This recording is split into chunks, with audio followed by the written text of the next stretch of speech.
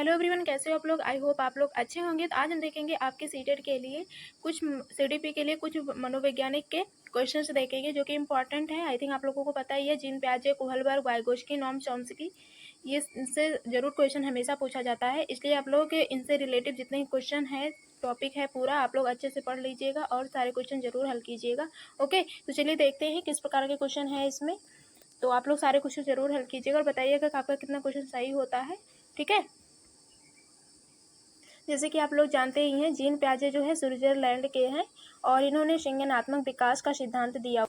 और कोहलबर्ग जो हैं वो अमेरिका के हैं, ये नैतिकता का सिद्धांत दिए हैं। वाइगोत्स्की जो हैं वो रूस के हैं, जिन्होंने सामाजिक सांस्कृतिक का सिद्धांत दिया है। ठीक है, और नोम चॉम्स्की ये भी अमेरिका के हैं, ये भाषा विकास के लिए, मतलब भाषा विकास का से संबंधित है। ठीक है, तो चलिए इन सभी मनोवैज्ञानिक के क्वेश्चन देख लेते हैं जो कि आपके एग्जाम में हमेशा पूछे जाते हैं। तो आप लोग सारे क्वेश्चन जरूर हल कीजिएगा।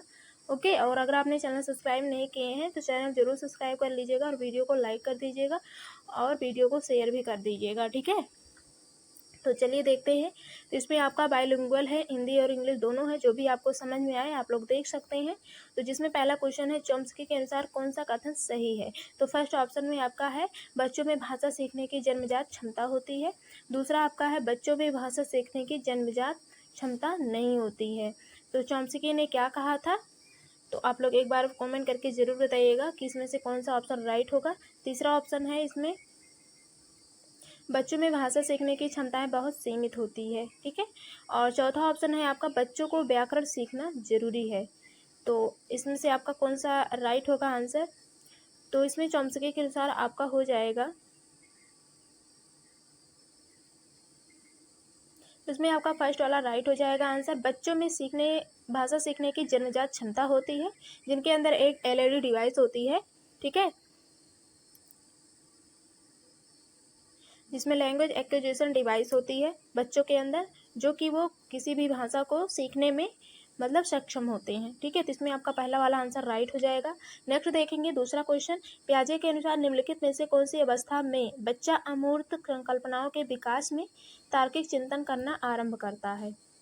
तो इसमें पहला ऑप्शन दिया हुआ है, मूर्त संक्रियात्मक अवस्था। आप लोग एक बार हिंदी वाला इंग्लिश वाला देखिएगा, क्योंकि हिंदी वाला नाम जो होता है कई नाम से मतलब रहता है, तो आपको समझ में नहीं आएगा, इसलिए आप लोग इंग्लिश वाला ध्यान रखिएगा। ठीक है, इसमें पहला ऑप्शन दिया हुआ है आपका कॉन्क्रीट ऑपरेशनल स्टेज, दूसरा है फॉर्मल ऑपरेशनल स्टेज, और तीसरा आपका सेंसरी मोटर स्टेज, और चौथा है प्री ऑपरेशनल स्टेज। तो इसमें क्या कहा है, अमूर्त चिंतन। अमूर्त चिंतन किसमें होगा, तो इसमें हो जाएगा आपका फॉर्मल ऑपरेशनल स्टेज में। ठीक है, कॉन्क्रीट ऑपरेशनल स्टेज में आपका क्या होता है, मूर्त चिंतन होता है, चीज़ों को देख करके चिंतन किया जाता है, तो वो आपका कॉन्क्रीट हो जाएगा। ठीक है, और क्या कहते हैं, अमूर्त यहाँ पे पूछा है, बच्चा अमूर्त संकल्पनाओं के विषय में तार्किक चिंतन करना आरंभ करता है, तो ये आपका फॉर्मल होगा जाएगा। ठीक है, अमूर्त, फॉर्मल अमूर्त में आएगा आपका फॉर्मल ऑपरेशनल स्टेज। ठीक है, तो यहाँ पे आपका सेकंड वाला आंसर राइट हो जाएगा, जो कि ये 11 वर्ष के ऊपर होता है। ये वेरी वेरी इंपॉर्टेंट क्वेश्चन है, ये हमेशा आपके एग्जाम में पूछे जाते हैं, आपके पेपर में सीडी। लॉरेंस कोहलबर्ग के सिद्धांत में कौन सा स्तर नैतिकता की अनुपस्थिति को सही अर्थ में सूचित करता है। क्या कहा है, लॉरेंस कोहलबर्ग से पूछा है, सिद्धांत में नैतिकता की अनुपस्थिति को सही अर्थ में सूचित करता है। तो इसमें स्तर थर्ड है, लेवल 3 है, और स्तर चौथा है, और लेवल आई थिंक स्तर या लेवल आपका फर्स्ट और सेकंड ये दिया हुआ है। तो ये किसमें होगा, जिसमें अर्थ में सूचित करता है बच्चा नैतिकता को, तो ये वाला आपका हो जाएगा फर्स्ट वाला।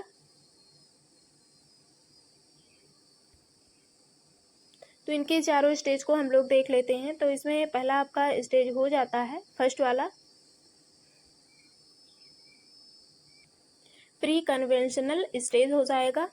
ठीक है, कन्वेंशनल स्टेज हो जाएगा फर्स्ट वाला, जो कि 4 वर्ष से 10 वर्ष तक होता है। और दूसरा देखेंगे, ये हो जाएगा आपका कन्वेंशनल स्टेज हो जाएगा। ठीक है, ये जो होता है ये आपका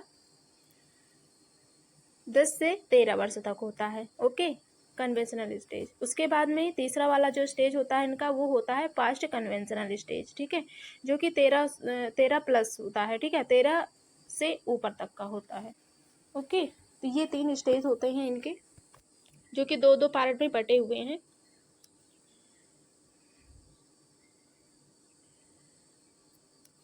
ठीक है, तो इसमें कहा है कौन सा स्तर नैतिकता की अनुपस्थिति को सही अर्थ में सूचित करता है, तो ये आपका फर्स्ट हो जाएगा स्तर।